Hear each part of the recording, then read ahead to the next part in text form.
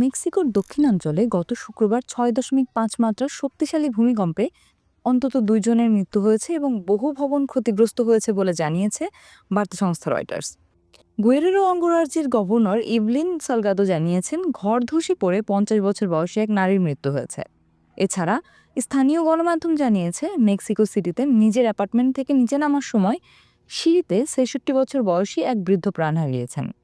মার্কিন ভূতাত্ত্বিক জরিপ সংস্থা ইউএসজিএস জানিয়েছে প্রশান্ত মহাসাগরীয় উপকূলবর্তী গুয়েরেরো এলাকায় 6.5 মাত্রার এই ভূমিকম্পটি আঘাত হানে, যার উৎপত্তিস্থল ছিল ভূপৃষ্ঠ থেকে 35 কিলোমিটার গভীরে।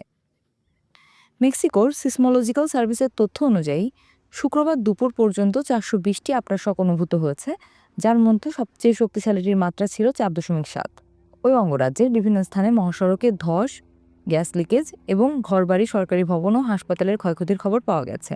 এদিকে পর্যটন নগরী আকাপুলকোতে ভূমিকম্পের পর আতঙ্কিত পর্যটক ও হোটেল কর্মীরা দ্রুত ভবন ছেড়ে বেরিয়ে আসেন। অনেকেই হোটেলের সামনে রাস্তায় এবং ডিভাইডারে অবস্থান নিতে দেখা যায়। হোটেলের চতুর্থ তলায় অবস্থানরত আদ্রিয়ান দিয়াজ নামে এক পর্যটক এই কম্পনকে ভয়ানক হিসেবে বর্ণনা করেছেন।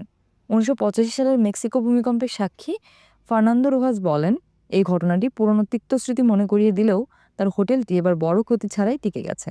মেক্সিকোর প্রেসিডেন্ট এবং স্থানীয় কর্তৃপক্ষ জানিয়েছে বড় ধরনের কোনো ক্ষয়ক্ষতি বা গুরুতর আহতের খবর তাৎক্ষণিকভাবে পাওয়া যায়নি।